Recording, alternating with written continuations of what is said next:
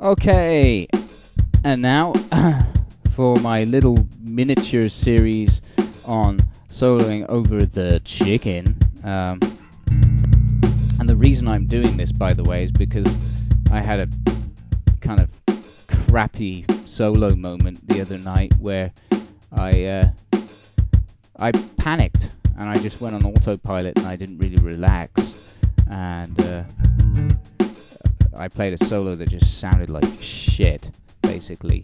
I was really pissed at myself afterwards. But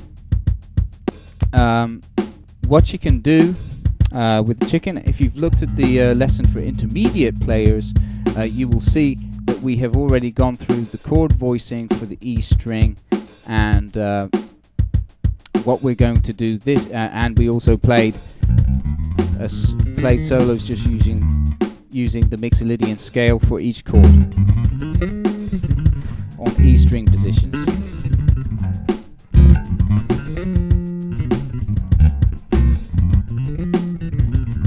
Etc. But this time what we're going to do is we're going to use more chromaticism. We're going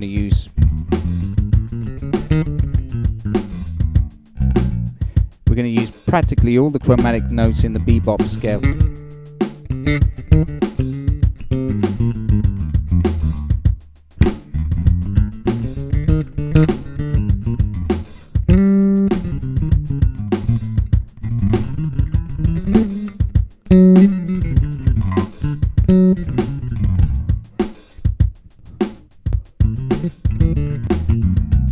Right, so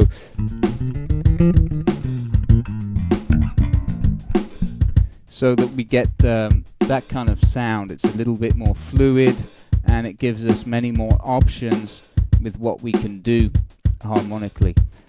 So following on from what we did last time, we're going to use the same positions, which is just the E string chord voicing position. But this time our scale is going to go like this. It's going to go 6, 7, 8.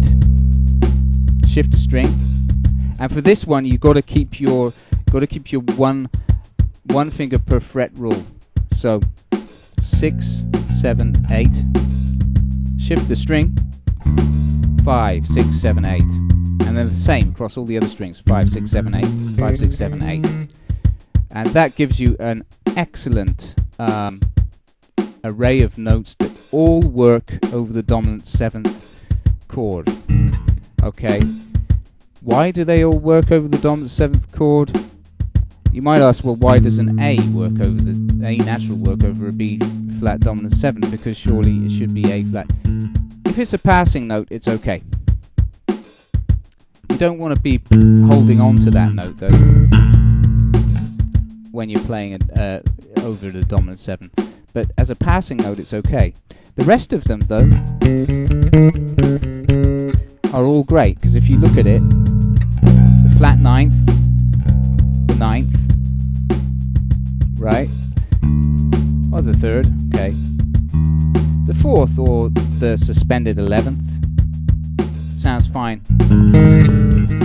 Gives you that kind of tonality, that sound, which is a nice sound on a dominant 7th chord.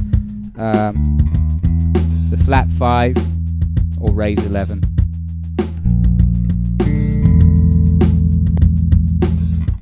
The 5th, of course, no problem. 6th, 7th. Major 7th is not the hottest note to play in this, but it's okay as a passing note, as I said. Root, and then we're back to the 9th, and then we've got the raise 9, sharp 9, and then the natural 3rd. Why does a sharp 9 sound good over a dominant 7th chord? You might wonder, but that's a very common sound in jazz, and it's a sound that Jimi Hendrix famously utilized. Many of his songs use the 7 sharp 9 chord, which gives you in E, for example. Actually, no, let's do it in the key that we're in. gives you this sound.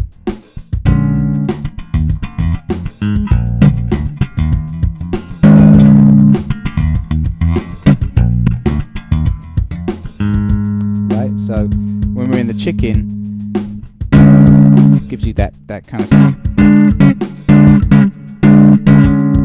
It's a very cool sound. It's very jazzy. It's kind of a little bit dark. Anyway, so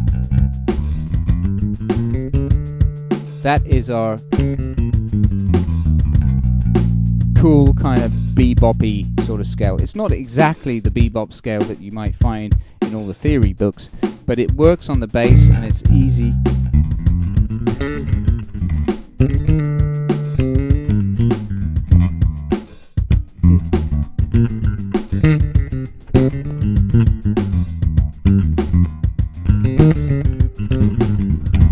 It gives you a lot of options just in one position. Right. So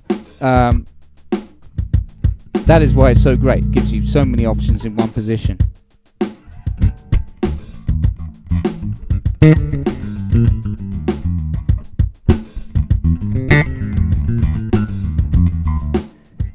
going to move it up to E flat.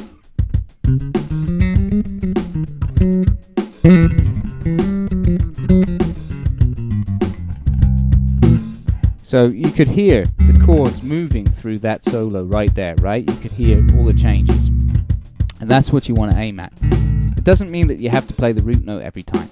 But so what I suggest doing first is just practice by playing through the bebop scale, going up and down.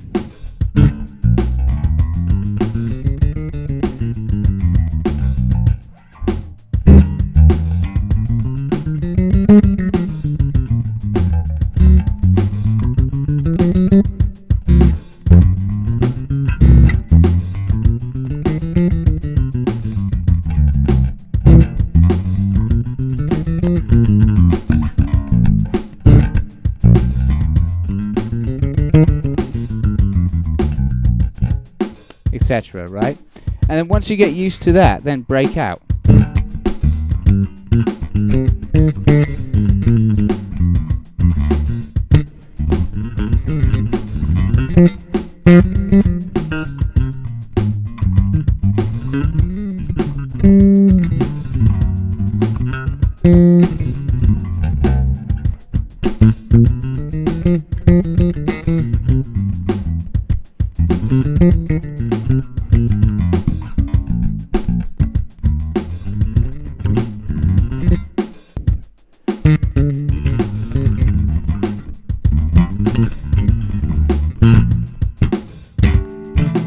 So it gives you a lot of options, right?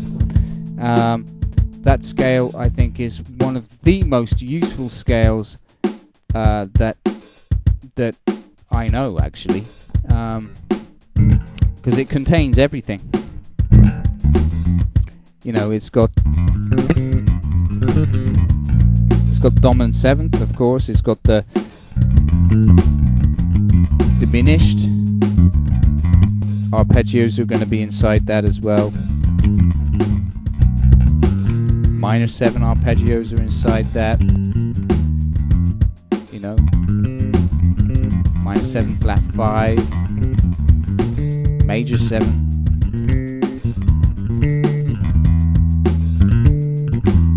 Again, minor 7 flat 5, minor 7. All the kind of arpeggios and scales that you can ever dream of are in there.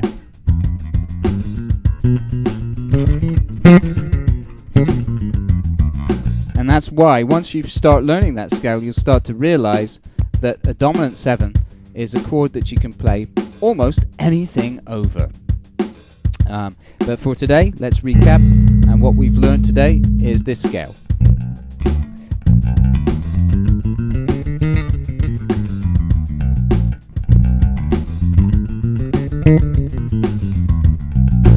Right? And that scale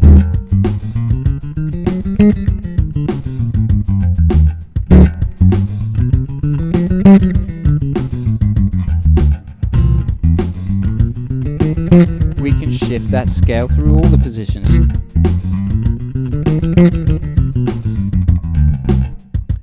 Right? So that we get all of the chords under our fingers and all of the notes under our fingers. And then what happens is it just becomes much easier to solo over the chicken.